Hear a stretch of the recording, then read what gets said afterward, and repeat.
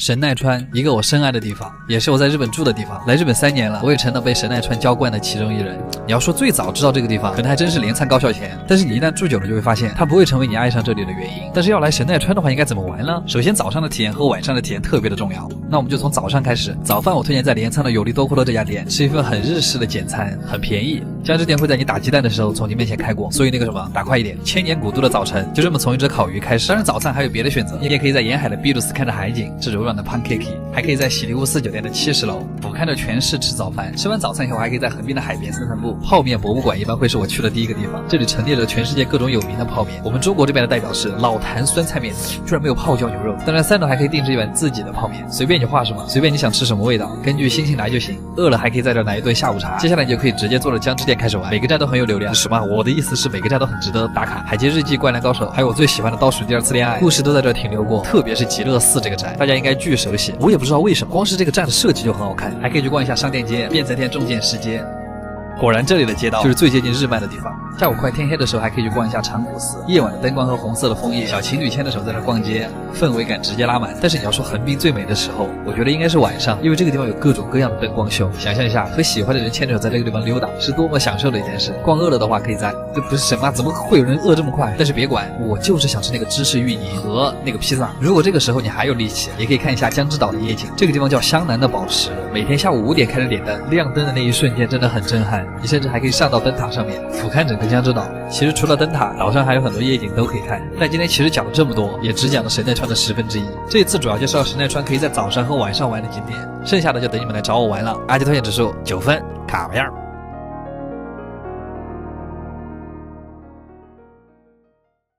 烤羊肉，原来每个国家吃羊的方式差别这么大。日本人的吃法嘛，果然还是很装逼呢啊！不知不觉我们就迎来了凉爽的秋天。然后像我们这种电子榨菜的搬运工，在这种季节当然是以肉贴标。但感觉来日本这么久，烤牛肉、烤鸡肉、烤猪肉，我们还真没少吃。但是卖羊肉的店是真的少，太少了。破音了，又到吃羊肉的日子。为什么日本人不吃羊肉啊？真的很无趣哎。今天我们选的店是在日本东京的新宿，又是这个混沌诞生的地方。胖企鹅。すげえ、6時半予約したのよ。他家可以吃到羊身上19个部位以上的肉，一开始会给一个计时器，说是每块肉只用烤10到20秒。虽然我们已经点了他们家最贵的那个套餐，但是我们现在还要点一点别的单品。我没取牙套，我发现。真胖。他们家的羊都是产自鹿儿岛和北海道，那有没有新疆的好吃呢？今天可以浅浅的对比一下。第一道大前菜是生拌羊肉加沙拉小拼盘，生拌，无语。这个生羊肉因为加了照烧料，进嘴之后没有什么膻味，感觉跟生马肉是一个味道。然后接下来这个环节来的有点快，活到150。好的，还是吃羊肉吧。今天的第一份拼盘是羊腿肉和羊羔肉，还有羊舌。第一个先来羊宝宝，它吃起来的第一感觉是没有很羊哎，并没有那种很冲很膻的羊肉味，可能是因为小羊身上的肉就是又奶又软嫩，这大概就是年轻的味道。长得像内脏一样的羊腿肉，可能因为它是羊外腿的部位，就会有一点点筋，嚼起来很有韧劲，里面布满了经络，越嚼越有那个羊肉的香味。但是因为羊肉的脂肪含量比较低，瘦肉偏多，所以非常的适合干海交叠。我的六婆呢？我怀疑他们家这个料就是偷的六婆。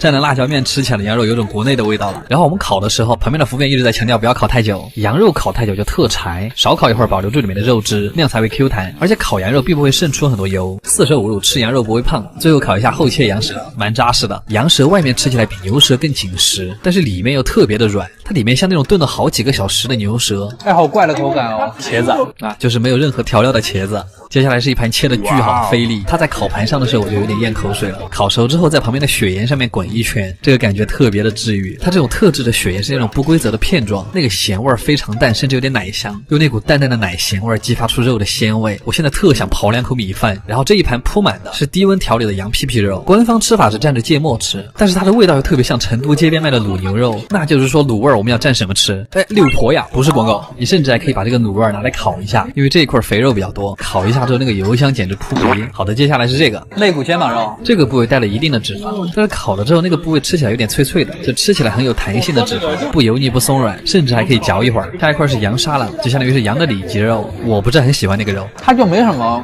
油脂。下一口给到了我们的羊汉堡肉，这一口羊肉眉头紧皱，羊肉团子里面的汁水和油脂还是很丰富。他们家把羊肉打得特别细，它其实就是羊肉版的酱汁狮子头，还可以蘸一下生蛋黄咸酱油，就是味儿很浓很想吃米饭，胖死我！然后吃一个羊心，话说羊心算羊杂吗？就稍稍烤一下之后，那个口感特别细腻，甚至还有点鸡心的味道。果然那个羊膻味真的会让人很开心。最后收尾的是羊肉寿喜烧，果然是日本人开的店，好吃还是好吃的，但是羊肉的脂肪没有牛肉那么高，口感基本上就是靠鸡蛋的滑嫩来提升。甜品是冰淇淋，是一个猴子。总体来说他们家味道很好，膻味很足。鉴定完毕，但其实我个人还是更喜欢国内的做法。我现在立刻马上就想来一碗羊杂汤。阿基推荐指数8.5分，卡玩意儿，6万岁！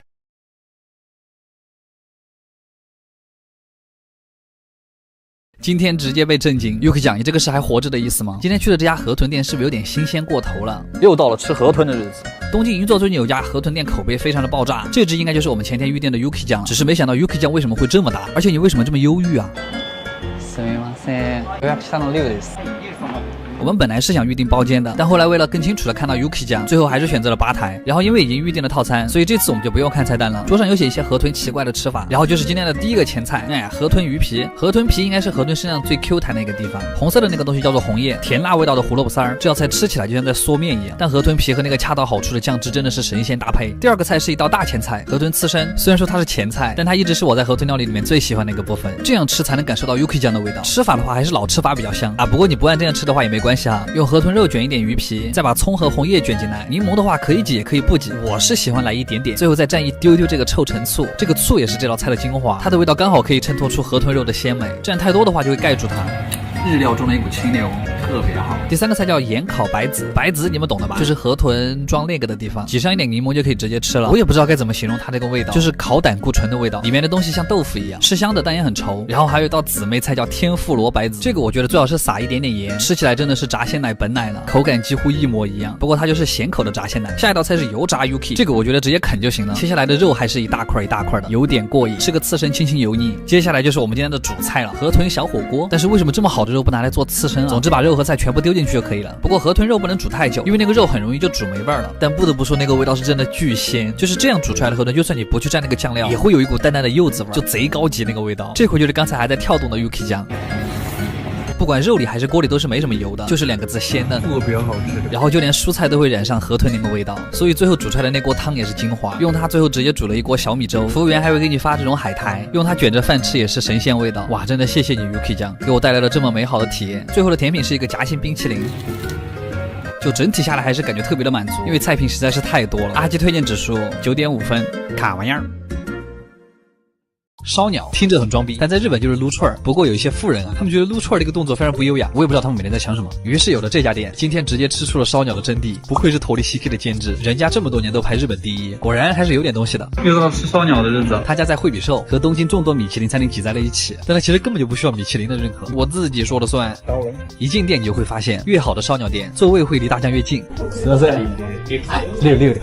主要是为了那个，这个箱子是干嘛的呀？1味大酱，5个学徒，配置很日本。开始吧，小菜是一盘寿司，海苔包着鸡胸肉，紫苏叶寿司酱，上面刷了一丢梅子酱，一股淡淡的酸甜果味。第二个菜是炸春卷，里面的馅儿是鸡肉的内脏磨成泥做的，口感像土豆泥，但是内脏的味道非常浓郁，像是在很高级的烤肉店才会吃到的东西。这个菜的设计有点像喜之郎果冻，就是蔬菜版的东北肉冻，凸显的就是一个高级的感觉。这个鸡汤馄饨其实很重要，高情商，大酱在追求极致软烂的口感，低情商，它是炖了多久啊？有一点像四川的鸡汤抄手，但是超级浓郁的鸡汤打底。我回去一定要尝一下鸡汤里面加蒜头。今天的第一盘肉是滴着肉汁的烤鸡腿肉，果然没有芊芊，它滴的那个油水非常像广州那边隔水蒸鸡蒸出来那个鸡汤，鸡皮上的碳香也很明显。上一次吃到这种碳的味道还是在托利萨 K 今日份的活到150，它上面那个酱是芝士跟蛋黄搅在一起的，它有点像咸蛋黄炒到冒泡泡的那个时候的口感，味道还有一点美乃滋。接下来居然是一盘鸭肉，哇，突然想起了成都的温鸭子。第一次在烧鸟店看到的鸭肉，它是用和牛的烹饪方式，低温烹饪的和鸭，这个粉嫩的鸭肉像是5分熟的稀了，鸭皮很厚，一口下去，鸭肉纤维里的油水会直接爆出来，再来一块烤的甜葱根，好的店的葱就是会很甜。下一个菜是小饼加的炭烤鸡肉丸，上面是一个鹌鹑蛋蛋黄，好可爱，它里面软嫩的部分还带了一点脆骨，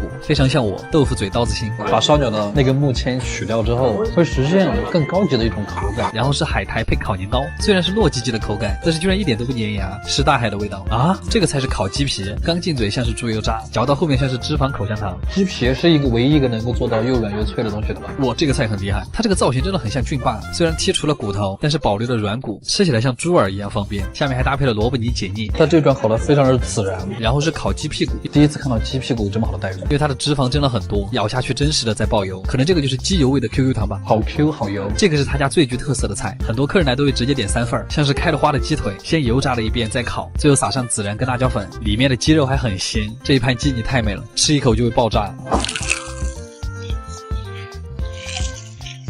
然后是素菜烤红薯，看着黄油融化，还挺开心。就跟日本人很喜欢在西瓜上面撒盐是一个道理，为了让它显得更甜。最后一盘肉是鸡腿3吃，可能因为我没有签子，所以他们家每个菜都很扎实，炭火的味道让鸡肉完全不腻，甚至有点韩国烤肉的意思。最后的主食是鸡汤烤饭团，太牛了，它就是带锅巴的四川鸡汤饭。最后的甜品是一碗刨冰，在日本还挺少见的。吃完之后我发现这样的烧鸟店真的很适合开在国内，虽然不是传统的串串，也不是特别高档的食材，但是每一盘的设计都很用心，非常的出片。阿奇推荐指数9分，嘎么样，真牛啊！